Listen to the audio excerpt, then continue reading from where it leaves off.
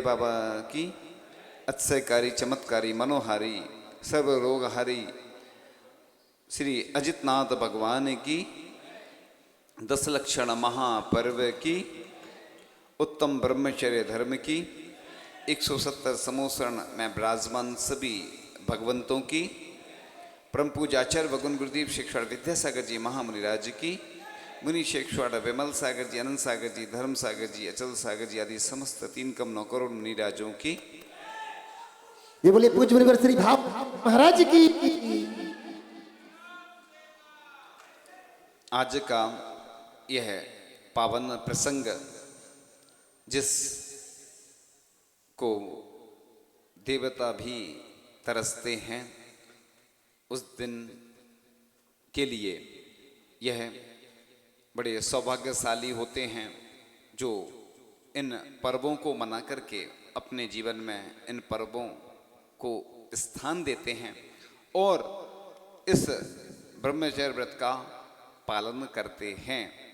इसी क्रम में चूंकि समोसरण के बारे में हम सुनते रहते हैं, तो आज समोसरण की चर्चा करेंगे, क्योंकि अंतिम दिन होता है और अंतिम दिन के बाद फिर क्या कैसा क्रम रहेगा कोई जानकारी नहीं।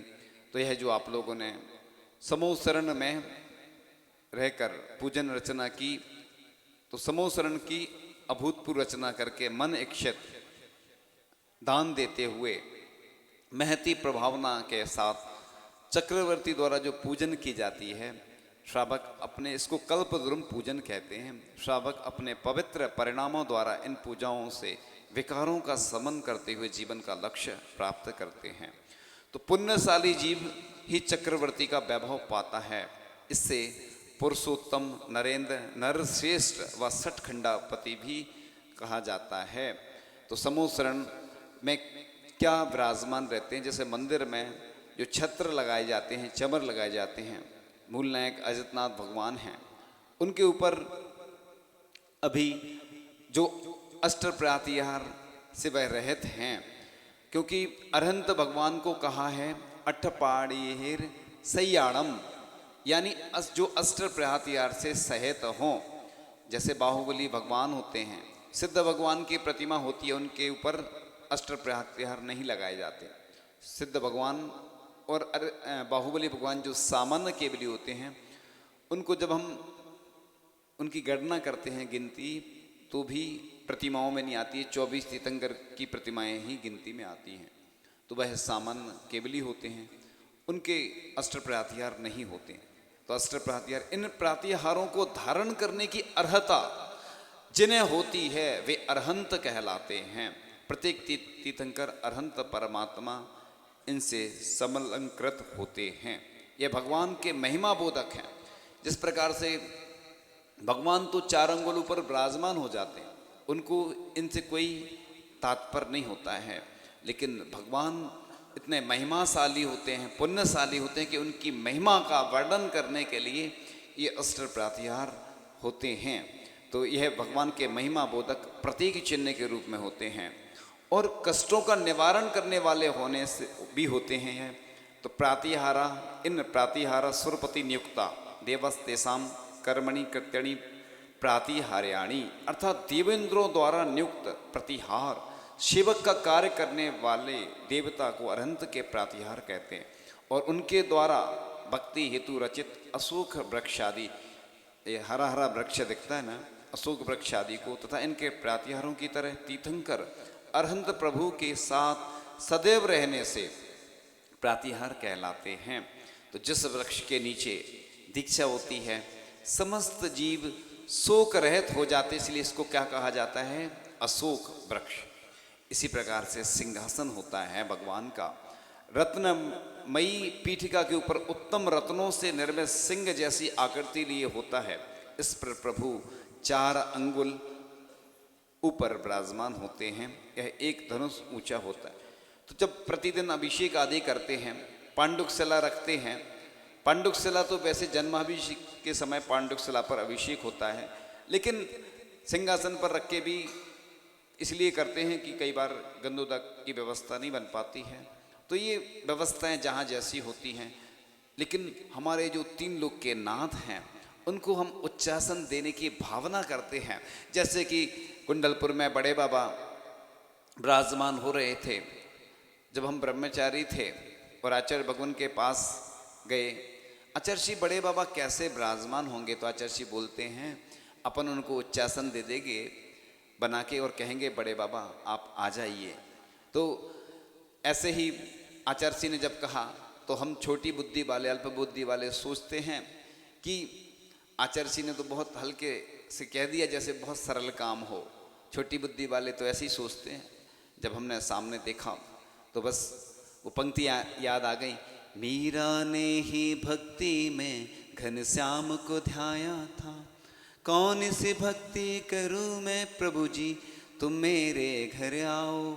मैं ही मीरा मैं ही राधा, राम श्याम बन आओ, कि एक बार आओ प्रभुदेव, कि एक बार आओ प्रभुदेव। आचार्य श्री ने भी पड़गान किया बड़े बाबा का, बड़ी श्रद्धा से आस्था से, चंदन वाला जैसे, और मीरा बन के बड़े भक्ति भाव से आचार्य भगवान ने बड़ी साधनाएं की। और जैसे ही जब बड़े बाबा आए, और उस समय बहुत सारी अनुकूलताएं नहीं बन रही थी, और मेरे अंदर बस एक ही भावना आती थी कि आचार्य भगवान की जो भावना है, आचार्य श्री का एक सुंदर सपना है, वह कब फलित हो, उसका फलित रूप कब दिखे। और सभी लोग उस समय ऐसे विचलित हो रहे थे कि कैसे होगा यह काम। लेकिन बड़े बाबा जब उच्चासन पर आ गए, विराजमान हो गए, तब सांस में सांस आई, जान में जान आई कि आचार्य भगवान की कृपा से उनका जो सपना था उतनी साधना की थी। क्योंकि आचार्य भगवान के ऊपर सबसे ज्यादा कृपा किसकी है? अगर दुनिया में 2 लोग हैं ऐसे जो हमारी नजर में हैं कि बड़े बाबा की सबसे ज्यादा कृपा हुई, तो एक पूज्य आचार्य भगवान गुरुदेव शेखर विद्यासागर जी के ऊपर हुई, और दूसरी कृपा हुई एक किशनगढ़ वाले हैं जिनको सब जानते हैं, प्रसिद्ध हुए। और बड़े बाबा की कृपा से वो गोमटेज बाहुबली तक 2 बार जब अभिषेक हुआ वहां तक पहुंचे।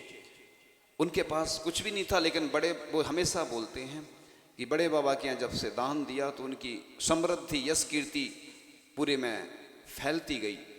तो अपन चर्चा कर रहे थे कि भगवान को अपन क्या दे सकते हैं, तो सिंहासन जो देता है भगवान को, वह भी कालांतर में सिंहासन पर विराजमान होता है। तो रत्नमयी पीठिका के ऊपर वह होता है भावमंडल। तो घातिया कर्मों के नष्ट होने के कारण भगवान के मस्तिष्क के पृष्ठभाग यानी अनेक, उससे प्रभा मंडल जैसा होता, ऑरा होता है, जैसे एक आभा मंडल होता है। प्रत्येक व्यक्ति का ऑरा होता है। ऑरा माने होता है आभा मंडल, विशुद्धि। एक बार पूज्य मुनि श्री प्रमाण सागर जी महाराज के पास एक व्यक्ति आया, उस समय ब्रह्मचारी थे, उसने ऑरा नापा तो सामान्य से ऑरा था। अब महाराज जी से कहा गया कि आप माला कोई मंत्र का जाप करें। जैसे ही महाराज जी ने मंत्र का जाप प्रारंभ किया तो ऑरा अपने आप बढ़ने लगा। एक डॉक्टर ने सुनाया था कि एक पूज्य आचार्य भगवान सामयिक कर रहे थे, और मैं उधर से देख रहा था कि आचार्य श्री के इर्द गिर्द बहुत सारे मच्छर घूम रहे थे, लेकिन आचार्य श्री को स्पर्श नहीं कर रहे थे। ये उनके आभा मंडल का प्रभाव है। और एक बार एक व्यक्ति ने उनका ऑरा देखा, वर्ल्ड में सबसे ज्यादा ऑरा किसका है? आचार्य भगवान विद्यासागर जी महाराज का ऑरा है। इतनी विशुद्धि रहती उनकी कि सबसे ज्यादा ऑरा उनका निकला, आभा मंडल। ऐसे ही तीर्थंकर भगवान के पीछे भावमंडल लगा रहता है, और जो भगवान को भावमंडल प्रदान करता है उसके जीवन में, उसकी कीर्ति में वृद्धि होती है। तो आगे चलते हैं। छत्रत्रयम्, 3 छत्र ही लगाए जाते हैं। ये 3 लोग के प्रतीक होते हैं। लोग अपन प्रतिदिन बोलते हैं, कई बार एक ही लगा देते हैं भगवान को। अगर कोई स्थिति नहीं है वो बात अलग है, नहीं तो छत्रत्रयम् बोल रहे हैं और भगवान को एक लगा रहे हैं, ये ठीक नहीं है। इसलिए तीनों लोग के स्वामित्व प्रतीक रूप रत्न में 3 छत्र होते हैं। और चमर तो 64 रिद्धि के प्रतीक होते हैं, और 32 जो देव इंद्र आदि होते हैं ना, वो 32 लिए रहते हाथों में, इसलिए हम प्रतिदिन जब भगवान की पूजन करते हैं तो 32 लोग ऐसे हों, नहीं हों तो 16 लोग हों, 8 लोग हों, लेकिन 64 चमर प्रतिदिन ढुरना चाहिए भगवान के आगे। ये महिमा का प्रतीक होते हैं। जब लोग सामान्य से अभिषेक पूजन करते हैं तो ऐसे ही कर लेते हैं, औपचारिकता जैसी। धार्मिक क्रियाओं में अगर औपचारिकता करेंगे तो वैसा ही फल मिलने वाला। इसलिए ये भगवान की महिमा का वर्णन किया जा रहा है। समोसरण आप देख रहे होंगे, दृश्य कितना अलौकिक दृश्य है। ऐसे लगता है कि 1008 नेत्र करके और फिर भगवान के दर्शन किए जाएं, जैसे वह सौधर्मेंद्र करता है। कितना मनोरम दृश्य होता है। यह दृश्य बड़े पुण्य से के युग से प्राप्त होते हैं। ऐसे साक्षात भगवान का जब समोसरण लगा होगा, उसकी महिमा का वर्णन करने के लिए तो कोई समर्थ ही नहीं है, लेकिन जब उसकी महिमा का वर्णन किया जाता है तो लगता है कि वाकई में ऐसे पुण्यशाली लोग होते हैं जिनको ऐसे अवसर प्राप्त होते हैं। क्योंकि जो अवसर पे चूक जाता है वह पछताता है। तो आगे देवदुंदुभी यानी जयगान, जय घोष। आप लोग देखते होंगे कि कई बच्चे छोटे छोटे रहते हैं नगरों में, वो दिव्य घोष बजाते हैं। तो कई बार लोग कमेंट्स करते हैं उन पर, लेकिन जब समोसरण में भगवान की दिव्य ध्वनि खिरती है और उस समय मागध जाति के देव होते हैं, वह दिव्य ध्वनि का प्रसार करते और बढ़ाते हैं। ऐसे ही छोटे छोटे बच्चे नगरों में कितना उत्साह रहता, कितनी उमंग रहती है उन्हें। मान लो 12-13 साल से लगभग 15, 16, 18 साल तक के बच्चे, इतने उनमें एक युवा शक्ति रहती है, उनके अंदर एक अजब गजब उत्साह रहता है। और बड़े बड़ों में तो हमने देखा है कि उत्साह कम हो जाता है। जैसी उम्र ज़्यादा होती थी उनका मन ही नहीं लगता। और बच्चों में गजब का उत्साह, युवाओं में जोश होता है बड़ा। युवा अगर शक्ति जहाँ भी आगे होती है, हम देखते हैं अपने आप काम हो जाते हैं। अगर कोई काम करवाना हो तो युवाओं को आगे कर दो, फिर देखो तुम ऐसा काम होगा कि अच्छा, बिल्कुल गजब। उनमें आपस में मिलकर तालमेल होता है। उनके अंदर ज़्यादा मलिनता नहीं रहती है। पुराने लोगों में, छोटे छोटे गांव में कई बार बहुत सारे विकल्प हो जाते हैं। तो यह दिव्य ध्वनि भगवान, जो भगवान के धर्म राज्य का जय घोष का सुयश प्रकट करती है, यह ध्वनि तीर्थंकर के सानिध्य में ऊपर आकाश भुवन में होकर, तो बस इसी का सूचक यह देवदुंदुभी होती है। अब दिव्य ध्वनि होती है जो तीर्थंकर को घेर कर बैठते हैं जो जीव। समोसरण का और भी अर्थ लिया है ग्रंथों में, इसको धर्म सभा भी कहते हैं। यह जो समोसरण होता है, मंदिर का ही, जो मंदिर बनाए जाते हैं समोसरण के ही प्रतीक होते हैं। तो धर्म सभा भी कहते हैं, जिन सभा भी कहते हैं, जिनपुर और जिनवास। यह एक ऐसी सभा है जिसकी तुलना अन्य सभा के साथ नहीं की जा सकती। इसमें सभी धर्म श्रवण के अधिकारी बनते हैं। इसलिए हम जब भी धर्म सभा में आए, कहते ना, जी को जिनवाणी ना सोहाए के ऊँगे के लड़मरे के घर को भग जाए। बुंदेलखंड में ऐसी कहावत है। तो कई लोग प्रमाद आ जाता है, सो जाते हैं। एक बार आचार्य जी ने सुनाया था कि एक व्यक्ति प्रवचन सुन रहा था, उससे कहा सुन रहे हो, वो सो गया। तो वो सिर हिला रहा, ऐसे ऐसे कर रहा है, आंखें बंद निद्रा में है और एक कर्म के उदय रहते हैं। कई लोग आते हैं, कहते हैं जब भी हम प्रवचन सुनने बैठते तो नींद अच्छी आती है। चूँकि पुराने संस्कार रहते, प्रमाद रहता है और विभिन्न कारण भी उसमें रहते हैं। अगर मन नहीं लगता है तो ऐसी स्थितियां बनती हैं, लेकिन प्रयास करना चाहिए। इसलिए तो अपनी जिनवाणी बहुत कठिन है, उसको चाशनी में पाकर भी मीठा बनाकर ही दिया जाता है। इसलिए बीच बीच में बहुत सारी अन्य पंक्तियां अन्य माध्यम से ही दिया जाता है, जिससे आप लोगों को सरल भाषा में आप लोग ग्रहण कर सकें। भगवान के यहाँ जैसे संसद आदि में व्यवस्था होती है, वैसे इधर भी होती है, ट्रांसलेशन भी हो जाता है। जैसे संसद में जो कन्नड़ भाषा वाला है, जो तमिल भाषा वाला है, उसको उसी भाषा में सुनाई देता है।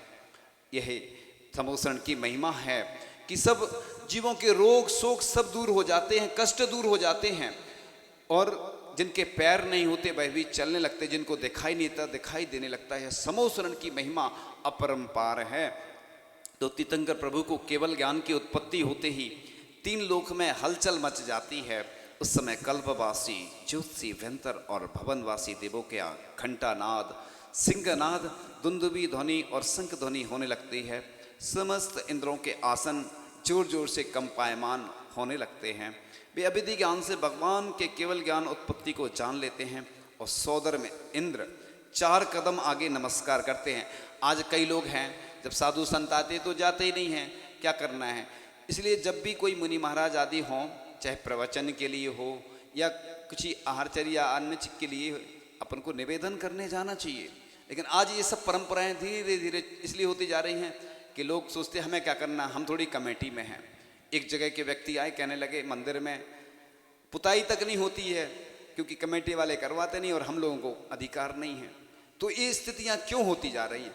क्या हम भक्त हैं भगवान के, हम प्रक्षाल करने के अधिकारी नहीं हैं? हम तो हमेशा बोला करते हैं कि अगर सूतक है, तुम सूतक में अभिषेक पूजन नहीं कर रहे हो तो बाहर की व्यवस्था तो देख सकते हो। तो लोग बहाना बना लेते हैं।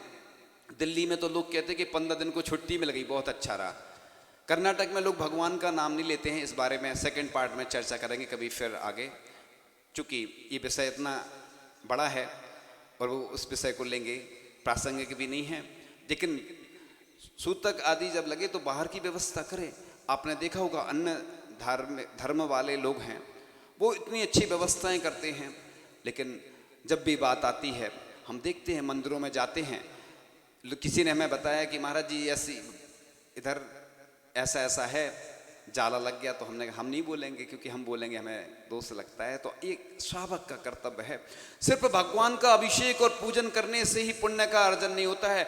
जो भगवान के अलावा, वेदी के अलावा नवदेवता जो होते हैं, शिखर से लेके नींव से लेके शिखर तक जो भी मंदिर के कार्यों में सहयोग देता है वह दुनिया में सर्वश्रेष्ठ पुण्य का अर्जन करता है। इसलिए ऐसा नहीं सोचें कि सिर्फ अभिषेक और पूजन करने से ही पुण्य होता है। लोग ये गलत फहमी में हैं। मंदिर के लिए जो भी आपने तन और मन और धन से सहयोग दिया है वह भी एक महान कार्य है। इसलिए कभी ये नहीं सोचो कि सिर्फ हमने भगवान का अभिषेक कर लिया बस हो गया काम। और मंदिर के लिए द्रव्य भी लाते हैं, अपन घर से लाना चाहिए।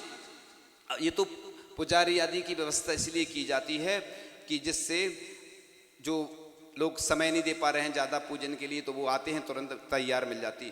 कायदे से अभिषेक का जल सिर्फ मंदिर में रखा जाता है, पूजन में तो दूर से होती है। तो भगवान की पूजन के लिए तो अपने घर से किसी की व्यवस्था है, द्रव्य अच्छी लाओ और अपने से पूजन करो तो निर्माल का दोष ही नहीं लगेगा। लेकिन चूंकि घर से अपने वस्त्र पहन के आओ तो ये छोटी छोटी चीज़ें वैसे आपको सब ज्ञात हैं, लेकिन कई लोग प्रमाद करते हैं और कई लोग तो वाहन से आते हैं शुद्धि के वस्त्र पहनकर। ये बहुत गलत परंपरा है। और इसी प्रकार से चरण पादुका पहनकर आते हैं लोग। ये मैं उन सब के लिए बोल रहा हूँ जिन लोगों ने हमसे पूर्व में जिन जिन स्थानों से जो जो प्रश्न पूछे थे अलग पहले, वो सब उन तक बात तो पहुँच ही जाएगी। इसलिए सबके लिए बोल रहा हूँ, किसी एक के लिए नहीं बोल रहा हूँ। क्योंकि जब भी कोई बात आती तो व्यक्ति अपने ऊपर लेता है, या कहता है हमारे लिए थोड़ी बोला जा रहा है, वो तो पड़ोसी के लिए बोला जा रहा है। इसलिए सबको आप बता भी देना। और कुछ बात कहकर बस, तो सौधर्मेंद्र 7 कदम आगे नमस्कार करते हैं। सौधर्मेंद्र कुबेर के माध्यम से सबूषण की रचना करवाता है। इस सभा में मनुष्य, त्रिंच, देवगण आदि सभी आकर भगवान की दिव्य ध्वनि को सुनते हैं। वे सभी अरहंत भक्ति, सिद्ध सिद्धित, आचार्य आचरित, साधु साधित, जीवित तत्व विमोचिनी, प्रमोदिनी, अजीव तत्व विवेचिनी, सर्वाश्रव निरोधनी, कर्मबंध संबरपत प्रदायिनी, निर्जरा निर्जरणी, मोक्ष महल धारणी, पाप ताप संताप हारिणी, भवदुख निवारणी, कर्मदाहनी, धर्म प्रदायिनी, माँ जिनवाणी, माँ कल्याणी, माँ निर्वाणी की तथा अनंत भगवान की पूजन का आनंदित होकर साक्षात 7 से पुण्य का बंध मुक्त करके मोक्ष मार्ग प्रशस्त करते हैं। तो सौधर्मेंद्र की आज्ञा पाकर धनपति कुबेर विक्रिया द्वारा तीर्थंकरों के समूषण की रचना करते हैं और केवल ज्ञान होते ही 10 अतिशय प्रकट होते हैं।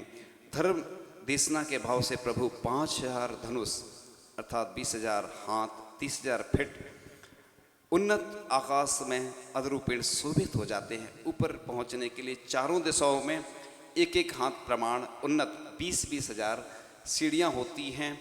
जिस तरह से एक्सीलेटर होता ना, एक जिस पर चढ़ते अपन एक पैर रखते हैं तो अपने आप पहुंच जाते हैं। और इसी प्रकार से समूह शरण में ऐसी व्यवस्था रहती है।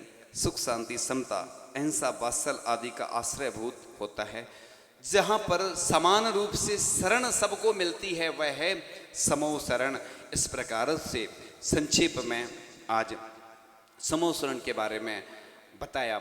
और अधिक आपको जानना है तो ग्रंथों से देखें तो यहाँ समूह शरण लगे हुए हैं। इतना मनोरम दृश्य है कि जिनने दर्शन नहीं किए वह दुर्भाग्यशाली हैं, और जिनने इधर रहकर पूजन अर्चना की और जो करते रहते आगे उन वह बड़े सौभाग्यशाली हैं, पुण्यशाली हैं। उनके पुण्य का वर्णन करने के लिए कोई समर्थ नहीं हो सकता।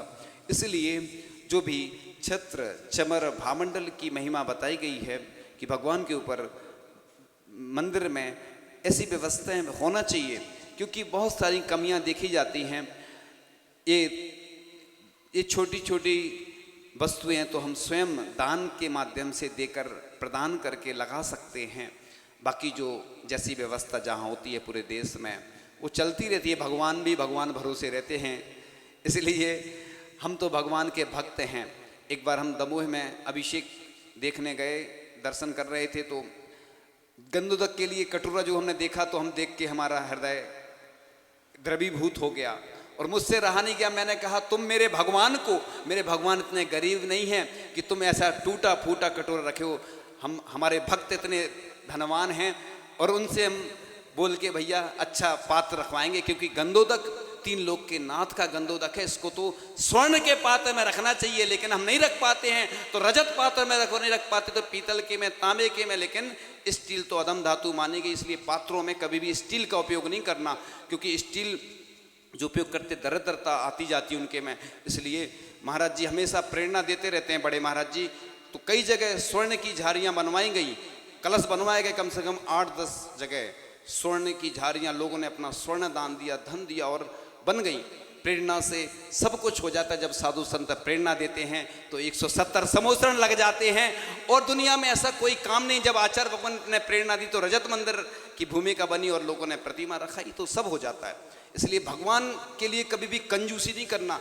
तेरी दर पे लुटा दी है सब तमन्नाएं, लोग कहते हैं खुद को मिटा बैठे। भगवान के सामने तो बस लगता है। एक बार कुंडलपुर में बड़े बाबा के यहाँ बैठे थे और हम ध्यान कर रहे थे, तो बस यही भावना रही थी, भगवान मैं आपको क्या अर्पण करूं, मेरे पास कुछ है ही नहीं, मेरे पास द्रव्य तो है ही नहीं, भाव हैं, मैं अपने भाव ही आपको अर्पण कर सकता हूं। तो बस हमेशा आपके पास कुछ हो या ना हो, लेकिन भावना भगवान से बस प्रतिदिन यही भावना माना, भगवान आपको मैं अपना सब कुछ सर्वस्व अर्पण करता चलूं, मेरे पास जो है वो आपका है। इन्हीं भावनाओं के साथ आचार्य भगवान गुरुदेव शिक्षण विद्यासागर जी महामुनि राज की